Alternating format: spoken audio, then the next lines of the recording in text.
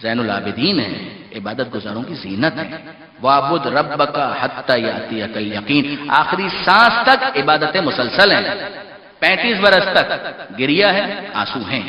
حسین کو یاد کیا ہے تاکہ حسین کا مشن یاد رہے، ظالموں کو ایکسپوز کیا ہے تاکہ مجرم کبھی اپنے آپ کو بری نہ سمجھے، اور پھر اس کے بعد عبادت کی شان ہے، سجدہ ہے تو کیسا ہے، رکوع ہے تو کیسا ہے، نماز ہے تو کیسی ہے، حج ہے تو کس شان کا ہے، اور پھر حقوق العباد کے بارے میں کہیں کوئی سستی نہیں ہے۔ جو میں نے عرض کیا تھا کہ اصل کام تو معاشرے کے اندر جو کرنے کا تھا، اس کے لیے یہ حکم دیا جا رہا تھا کہ تسبیح کرو، حمد پروردگار کرو، تاکہ دل میں کہیں تنگی نہ آنے پائے۔ کیا سید سجاد نے اپنے مشن کے اوپر کوئی کمپرومائز کیا؟ قطعاً نہیں، قطعاً کمپرومائز نہیں کیا۔ کیا سوشل ورک کے اندر کہیں کمی نظر آتی ہے؟ ہمیں کوئی کمی نظر نہیں آتی۔ عبادتیں بھی ہو رہی ہیں، اور راتوں کو اٹھ اٹھ کر روٹیوں کے تھیلے اپنی پشت پر لاد کر ان غریب محلوں میں پہنچتے ہیں کہ جہاں پر مسکین ہیں، بیوائیں ہیں، یتیم موجود ہیں۔ کیا یہ ایک دن سید سجاد نے کیا؟ میں یہ کہوں کہ میرا بیمار امام، اس کی پشت بہت زخمی ہو چکی تھی، تو 1 رات 2 رات 3 رات یہ کام کیا ہوگا؟ جواب جی نہیں، قطعاً نہیں۔ یہ سید سجاد کی زندگی کا کتنا اہم رخ ہے، اس کو نظر انداز نہیں کیا جا سکتا۔ جہاں سجدہ گزاروں میں سید سجاد جیسا کوئی نہیں ہے، جہاں نماز پڑھنے والوں میں سید سجاد جیسا کوئی نہیں ہے، وہیں پر غریبوں کی خبرگیری کرنے میں، بیواؤں تک راشن پہنچانے میں، یتیم بچوں کے سر پر ہاتھ پھیرنے میں، اس میں بھی سید سجاد کا کوئی ثانی نہیں ہے۔ یہ آل محمد کا سلسلہ ہمیں کتنی ایک بیلنس تعلیم دیتا ہے۔ وہ کہتا ہے سجدہ گزاروں میں شامل ہونا، مگر خبردار مناسٹسزم کی طرف مت جانا، راہب مت بن جانا، غار میں نہیں جانا، گھر کو ترک نہیں کرنا ہے، دنیا میں رہنا ہے، دنیا کے بن کے نہیں رہنا ہے، اللہ کا بن کر دنیا میں رہنا ہے۔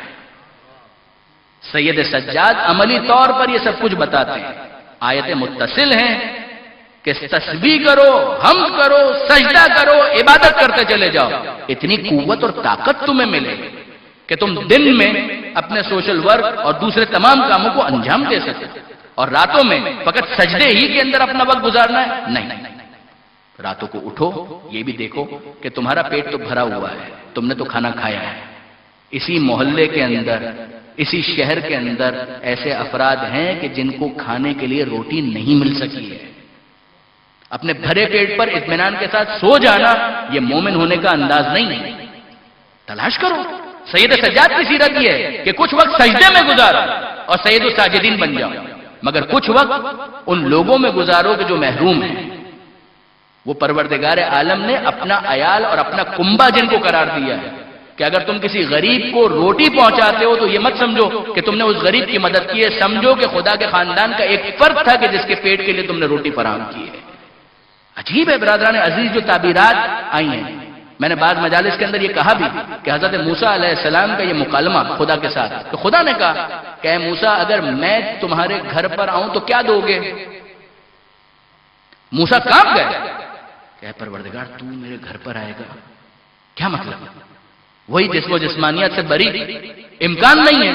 پروردگار نے کہا کہ ہاں موسیٰ، سمجھانا یہ چاہتا ہوں کہ اگر کوئی واقعی غریب تمہارے گھر پر آ جائے تو یہ مت سمجھنا کہ اس نے ہاتھ پھیلایا ہے، اگر کچھ اس کے ہاتھ پر رکھو گے تو یہ سمجھ لینا کہ گویا خدا کے ہاتھ پر رکھا ہے۔ چوتھے امام کے جملوں کے اندر ایک فرمان یہ بھی ہے، یہ امام حسن سے بھی منسوب ہے، چوتھے امام سے بھی منسوب ہے، کہ چوتھے امام جب کسی سائل کو کچھ دیا کرتے تھے، جب کسی سائل کو کچھ دیا کرتے تھے تو اس موقع پر اس کو چوما کرتے تھے کہ اب یہ اس ہاتھ سے سیدھا خدا کے ہاتھ میں جانے والا ہے۔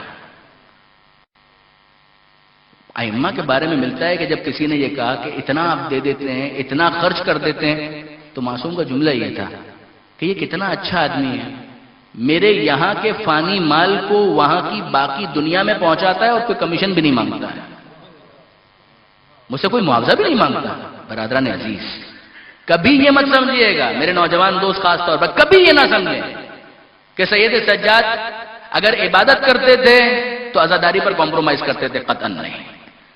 عزاداری کرتے تھے تو سجدے پر کمپرومائز کرتے تھے، قطعاً نہیں۔ عزاداری اور سجدے کرتے تھے تو سوشل ورک پر کمپرومائز کرتے تھے، قطعاً نہیں۔ ہر چیز اپنی جگہ پر آپ کو نظر آئے گی، جو عدالت کا بھی تقاضا ہے اور کمال کا بھی تقاضا ہے۔ ہر چیز اپنی جگہ پر نظر آئے گی، کہیں آپ کو غفلت نظر نہیں آئے گی۔ کیا سید سجاد نے فیملی لائف نہیں گزاری ہے؟ بالکل گزاری ہے۔ کیا سید سجاد کی اولاد نہیں تھی؟ یقیناً تھی۔ سید سجاد اس حد تک سوشل ورک میں انوالو تھے کہ واقعہ ہررا کے دوران منتہی الاعمال شیخ عباس قمی وہ لکھتے ہیں کہ اس دوران سید سجاد سینکڑوں فیملیز کی کفالت کیا کرتے تھے جب یزید کے حکم سے مدینہ کو تاراج کیا جا رہا تھا۔ کتنی ہی خواتین، کتنے ہی بچے، جتنوں کو سنبھال سکے، سینکڑوں کی تعداد میں سید سجاد کی کفالت کرتے تھے۔ اور ان میں سے بعض کا یہ تبصرہ تھا کہ ہم اپنے گھر میں کبھی اتنی راحت میں نہیں تھے جتنا اس سید کے گھر میں ہمیں راحت اور سکون نصیب ہوا ہے۔ کسی کو روٹی دینا،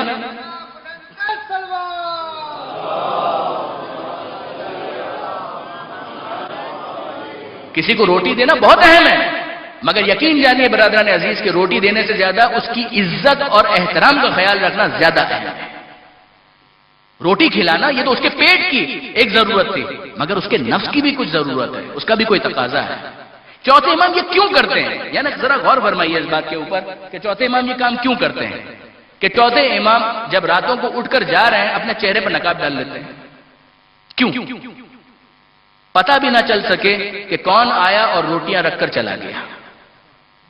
ان بچوں کو پتا ہے کہ وہ آنے والا ضرور آئے گا۔ کیفیت یہ ہوتی تھی کہ وہ اپنے گھروں سے باہر نکل کر ایک دوسرے کے چہرے کو دیکھتے تھے، اطمینان تھا کہ وہ آنے والا ضرور آئے گا۔ اور پھر اس کے بعد جب نظر آتا دور سے سید سجاد اسی نقاب پوش کو وہ جو دیکھتے تو کہتے وہ گٹھڑی والا آ گیا، وہ روٹی والا آ گیا، جو روز ہمارے کھانے کا انتظام کرتا ہے وہ آ گیا۔ آپ ذرا غور فرمائیے برادران عزیز، کیوں ہم چوتھے امام کی اس سیرت سے اتنا سبق بھی نہیں لے پاتے؟ ایک کام اگر کرنا ہے تو ٹرسٹ کا بورڈ فوراً لگے گا، کیوں؟ اس کو ذلیل کرنے کے لیے، جس غریب کو اس جگہ پر اکوموڈیٹ کیا ہے، کیوں یہ پیسے والے اپنی انانیت کی خاطر جب تک اس غریب کو پوری طرح سے ذلیل نہ کر لیں ان کے دل کو سکون کیوں نہیں ملتا؟ اگر اللہ کے لیے اس کام کو انجام دیا ہے، قربتاً اللہ اس کام کو انجام دیا ہے، تو کیوں اتنا اعلان کرنے کی ضرورت ہے؟ خاموشی سے اس کام کو انجام دو، پتہ بھی نہ چلے اور اس تک وہ چیز پہنچ جائے۔ میری توجہ ہے سورہ بقرہ کی اس آیت کی طرف، ان تبدوا الصدقات فنعم ہی، کہ جہاں پروردگار کہتا ہے کہ صدقہ اگر بتا کر دو، اعلان کر کے دو، اگر اس کا اظہار ہو اچھا ہے۔ ساتھ ہی ساتھ یہ بھی تو موجود ہے کہ ان تؤتوها الفقراء، اور اگر اس کو چھپا کر دو، ان تخفوها وتؤتوها الفقراء، اگر اس کو چھپا کر دو یہ بہتر ہے۔ یہ کیا ہوا؟ ہر چیز کا مقام اور محل ہے۔ آپ کبھی فنڈ ریزنگ کا ایک ڈنر کر رہے ہیں اور اس موقع پر کوئی شوق دلانے کے لیے اگر اعلان کرے کہ 5 لاکھ روپے میری طرف سے، اور دوسرے کو بھی شوق اور وہ کہا 6 لاکھ میری طرف سے، یہ بات سمجھ میں آتی ہے۔ اس کا اس کے ساتھ کوئی تعلق نہیں ہے کہ جہاں پر کسی کی عزت نفس کی دھجیاں اڑا دی جائیں، اس کو ذلیل کر کے رکھ دیا جائے۔ میں جانتا ہوں، میں بھی اس بات کو مانتا ہوں کہ آئیڈیل ورلڈ کے اندر ہم زندگی نہیں گزار رہے ہیں، ہر چیز بالکل اسی طریقے سے نہیں ہو سکتی، کچھ تو کوشش کریں۔ سید سجاد کی سیرت سے یہ پیغام تو کم سے کم ہم لیں کہ عبادت پر بھی کمپرومائز نہیں ہوگا، سوشل ورک پہ بھی کوئی کمپرومائز نہیں ہوگا، اور اس طرح سے کرنے کی کوشش کریں گے کہ سامنے والے کو روٹی بھی مل جائے اور اس کی عزت نفس بھی مجروح نہ ہونے پائے، کہیں اس کی سیلف ریسپیکٹ کو ڈسٹرب نہ کر دیا جائے۔ ہم کو بھکاریوں کی تعداد میں اضافہ نہیں کرنا ہے، ہمیں اپنے نفس کی قدر و منزلت سمجھنے والے، اپنے پیر پر کھڑے ہونے والے افراد کی ضرورت ہے۔